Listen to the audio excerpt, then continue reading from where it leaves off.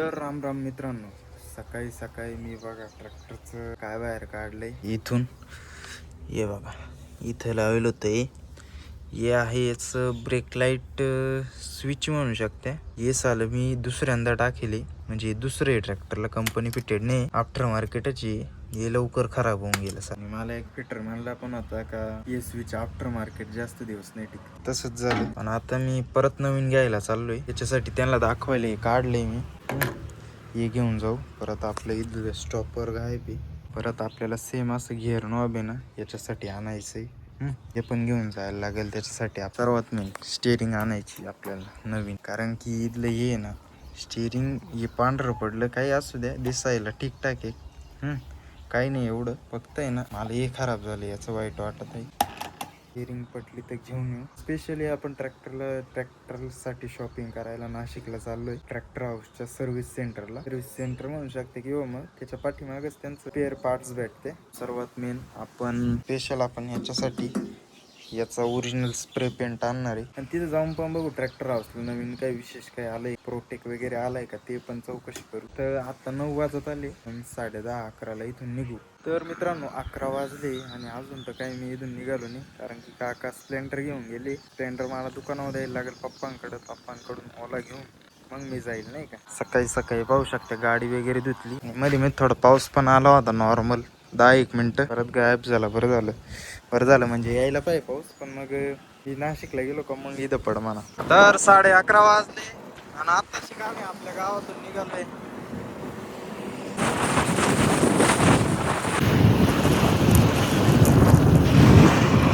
तर आता आपण नाशिक रोड मध्ये झालोय एंटर.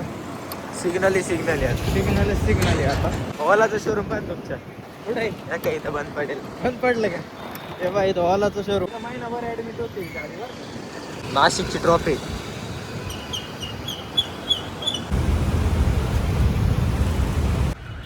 नाशिक महानगरपालिका याचं काय काम आहे काय माहिती आता इथं.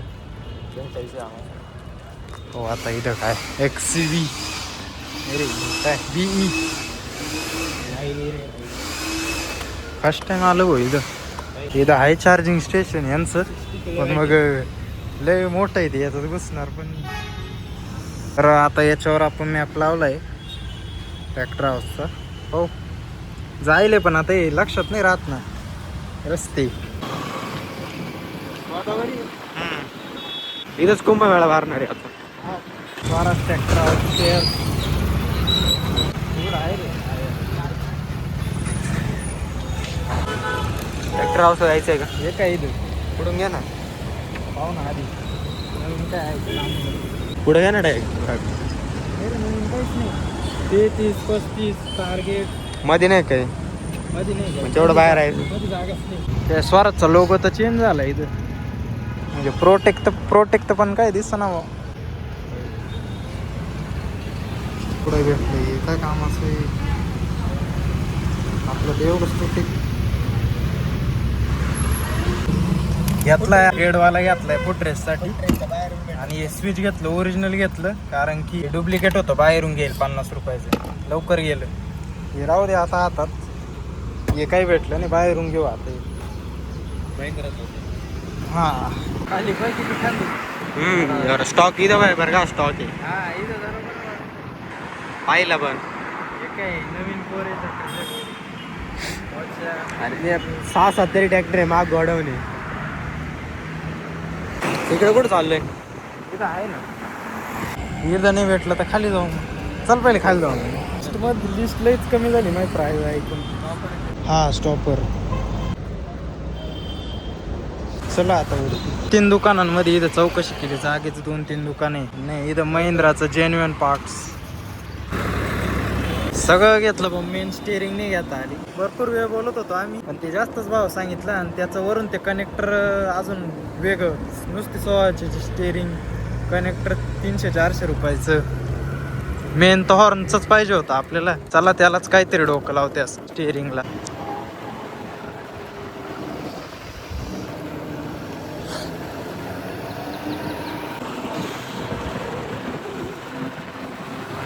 लागाव गाडी इधर. साफ का मोठी मूर्ती श्रीरामांची. कुंभमेळ्याचं काम चालू आहे. काय खाली हे चिमटे दादा. पाऊस चालू झाला. जेल रोडच्या आसपास आहे आता. मला रस्ता माहित नाही भाऊ, याला माहिती आहे. हायवेने ट्रॉफिक राहते सिग्नल, त्याच्यामुळे चाललोय आम्ही जरा मधून. आणि काय म्हणते गेला गेला पाऊस गेला. पावसामुळेच आम्ही थोडी काचकुच करीत होतो, पण पाऊस गेला बरं झालं. ओला असल्यामुळे बरं आहे भाऊ, पेट्रोलची टेन्शन नाही, मनमोकळं फिरता येतंय. फक्त चार्जिंग फुल पाहिजे, नाही तर मनमोकळं काय काहीच घरी जायचे वांदे राहते. त्याच्यामुळे आता तर काही टेन्शन नाही. 74 किलोमीटर आणून चालणारी गाडी, जशी चालवशाल तशी चार्जिंग लो होत चालत. आपण 80 लॉक जर चाललं तर ती दाना खालीच चालती. असं चालल्यावर काहीच नाही 40च्या आत. मी तर पहिल्यांदा चेवर राहिलो भाऊ इकडून. पाऊस उघडला हे बरं झालं. होऊन गेलं इकडं, नाही तर हाल झाले असते आपले. असा रस्ता पाहिजे एकदम प्रॉपर, झाड बिड. आलोय आम्ही आता शॉर्टकटनी चाललोय.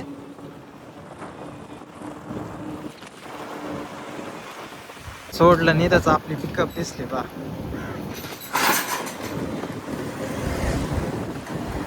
लिस्ट लय लंबी चोडी नेली होती, पण मग काही गोष्टी भेटल्या नाही. बाकी चला आता घरी जाऊन तुम्हाला दाखवतो काय काय घेतलं काय काय नाही. आलोय मित्रांनो घरी, आणि हे पाहू शकते एवढं असं काहीच सामान आणलं. स्प्रे पेंट तुमचा रेड वाला, बाकी हे ब्रेक लाईट स्विच ओरिजिनल वाला शोरूमचं, जे की हे मी आफ्टर मार्केट गेलो होतो. एवढं भंगार आहे, लगेच गेलं एका महिन्यात निघून गेलं हे कामातून. आणि हे जरा ओरिजिनल वाटतंय मला, फिटिंगला पण जरा व्यवस्थित. याच्यापेक्षा मोठं पण आहे हे गिअर नॉब हाय लो साठी.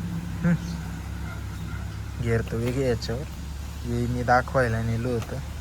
पावसाचं वातावरण झालंय पाहू शकते. शोरूमचं बिल बघू शकते, ओरिजिनल सामान घेतल्याचा फायदा.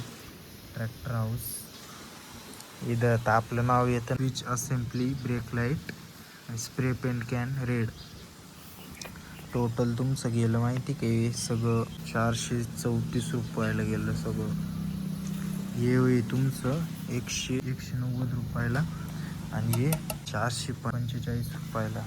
माहिती का 445ला ही कॅन. आणि हे नॉब मी नाही का बाहेरून घेतलंय, शोरूम मध्ये भेटलं नाही मला. आणि मेन जे स्टॉपर घ्यायचं होतं आपल्याला ते काहीच भेटलं नाही. ते डायरेक्ट इथून इथपर्यंत पूर्ण असेंब्ली होती, केबल बिबल सगळं त्याच्यात, नाही का. 250 रुपयाला होतं ते. तर ते काही घेतलं नाही मी. दुसरीकडे चौकशी केली, नुसतं स्टॉपर कुठंच भेटलं. चला सर्वात पहिले तर गिअर नॉब इन्स्टॉल करू. अरे याला तर पाहणं लागेल. चला नट तर केला डिलला, आणि हे पण प्रेमात उघडू राहिलं नाही का. याला नटाची काही गरज नाही. हा नट पण काढून घेऊ आपण. आणि मध्ये गंज कस काय लागत असेल अड्या, हा ना, किती गंज लागू राहिला.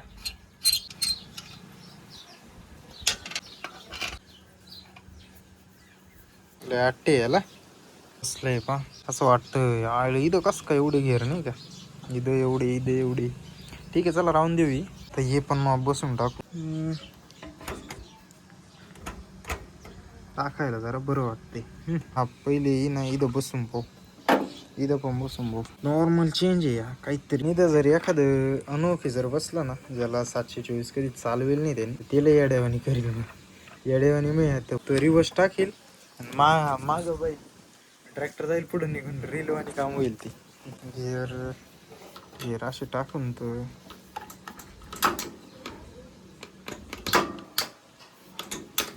मोठा स्वराज आत्ताची येते सेम तशी गिअर आहे ना. हे खालीच बरं आहे बरं का. आपल्या कामाच्या मध्येच हलका हलका पाऊस सुद्धा चालू झालाय. तर गिअर नॉब तर झाली.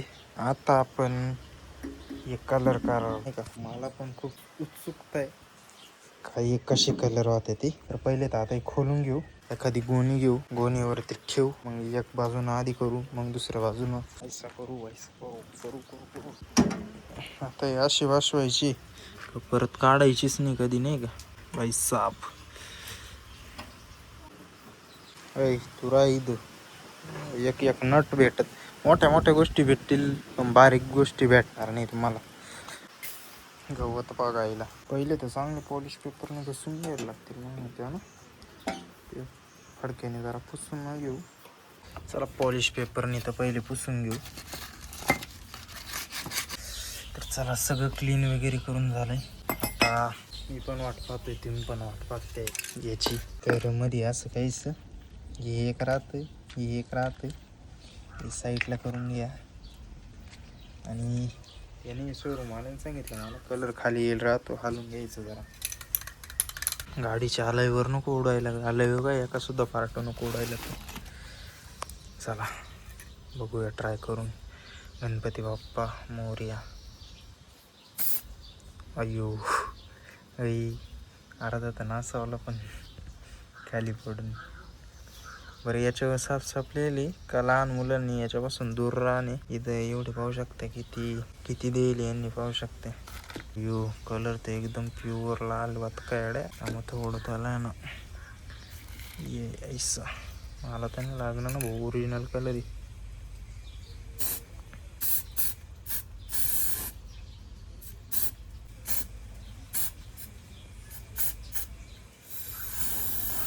कलर एकदम सेम वाटतोय नाही का, थोडा एवढा पण नाही, पण थोडा वाटतोय बा असं. दुसरं पण मला क्लीन करून ठेवायला लागेल. तरी इथं कॅमेरा नको उडायला भाऊ, लंका लागून जाईल माझी.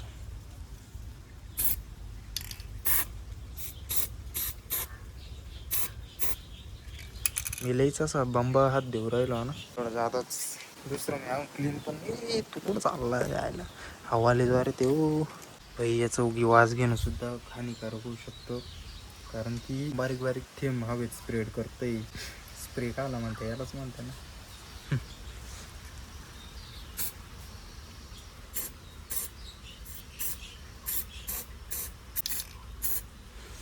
असं उचलही राहिलो रे मी. आता एक काम करू, एवढं सुकून देऊ, एवढं झालंय तेवढं, मग खालचं राहू. तरी एक 15-20 मिनिटांनी आहे ना, परत एकदा मी जरा पलटी करून आहे ना, खाली राहिलं होतं ते क्लिअर केलं. आणि मी सजेशन देतो, हे यूज करताना, कलर करताना तुम्ही आहे ना तोंडावर मास्क नक्की वापरा. म्हणजे मला कसं तरी झालं आत्ता, मी तोंडावर असा हात ठेवून, एक हात ठेवून स्प्रे मारला, दुसरा हात कलर सेमच दिसतोय बरं का मला. बाकी एकदा हा सुकल्यावर लावून पाहू, मग मॅच झाला ना ट्रॅक्टरवर शोवर जिडं थोडे मोठे क्रॅचेस पडेल आहे ना, तिकडं हा नॉर्मल स्प्रे करून देऊ. बाकी मी मॅचने तर पुरी फिनिशिंग द्यायचा प्रयत्न तर केलाय. तर ज्याचं मला टेन्शन होतं ना, अनफॉर्च्युनेटली तेच झालं. ती काय माहिती का, तुम्हाला दाखवतो. हे बघा, 1 तास पूर्ण सुकून दिलं याला, आणि याचा आणि याचा कलर बघा किती फरक आहे. भरपूर फरक आहे. वरचा आता तुम्हाला असं समजा, हा ऑरेंज आहे, हा ओरिजिनल लाल आहे. मोठे स्वराज आहेत ना त्यांचा यार, मला दाखवताच तेच झालं. पोपडा झाला यार. बाकी पाऊस चांगलाच येऊन गेला, मला उरलं केलं थोडं. बाकी हे बघा, मला म्हणजे दाखवता याचा हा बघा ना, म्हणजे आता मला हे शोवर नाही मारता येणार बरं का. हा कलर बिलकुल नाही मारता येणार. आहे ना हा कलर, या सनगांचा असाच कलर आहे, ट्रॉलीचा सेम असाच कलर आहे आपल्या. कलर तुम्हाला साफ दिसत असेल किती डिफरन्स आहे. म्हणजे याचा कलर तर भेटतच नाही आणि ओरिजिनलमध्ये. की बसवल्यावर लुक तर पहा असं काहीसा येतोय, काहीतरी एकदम नॉर्मल नाही म्हणता येणार, लगेच ओळखू येतं असा डिफरन्स आहे. मी काय विचार केला होता का एकदम कंपनी फिटेड फुटरेस्ट वाटतील असंच करू. आणि मला थोडं नॉर्मल मनात हे होतं का हा कलर साला मोठ्याचा आणि याचा डिफरन्स आहे एवढं मात्र नक्की मला वाटतच होतं, ते तसंच झालं. ठीक आहे चला, आता काय शोवर मी अजिबात रिक्स नाही घेऊ शकत भाऊ. शक्य आहे का कुठं. बाकी हा ग्रे आणि हा क्रीम कलर ऑलमोस्ट सेम आहे, मोठ्यापासून छोट्यापर्यंत. हे म्हणा इथं द्यायचा होता मला, इथं द्यायचा होता, प्लस इथं काय दिसतं की इथं पुरा नॉर्मल लाईट हात द्यायचा होता. हे सत्य आहे का मोठ्या कलरमध्ये आणि याच्या कलरमध्ये जरा डिफरन्स आहे मोठ्या ट्रॅक्टरच्या याच्या. हा ऑरेंज आहे आणि ते थोडे लाल आहे असा कलरमध्ये. बाकी साडा तरी मी त्या शोरूमवाल्याला विचारलं होतं, भाई कलर सेम राहते का. तो म्हणा हा सेम राहते सगळ्यांची, असं तसं पोपटराव झाला यार. लगेच डिफरन्स समजतो यार, लगेच असं वाटतंय आपण काहीतरी बाहेरूनच कलर. अरे मग मी 100-150 रुपयाच्या स्प्रेमध्ये हे काम केलं असतं ना, बाहेरूनच करायचं असतं. तर कॅमेऱ्यात तुम्हाला कळत असेल यार, हे बघा ना लगेच दिसतंय यार. हे जुगाडबाजी करेल असं नाही का, प्रॉपर काम आहे काहीतरी कलरचं. इथं आधी बरं दिसत होतं, बाकी सुकल्यावर लाईट झाला तर बरा यार. थोडं ऊन बिन पाडल्यावर त्याच्यावर मॅच झाला तर ठीक. काचा मॅच होणार यार, मोठ्या ट्रॅक्टरचा कलर आहे तो लाल, हा ऑरेंज, कुठं शक्य आहे का. आणि त्याने मला हे दाखवली खालचं, मला आता कळाली हे पण वेगळं आहे.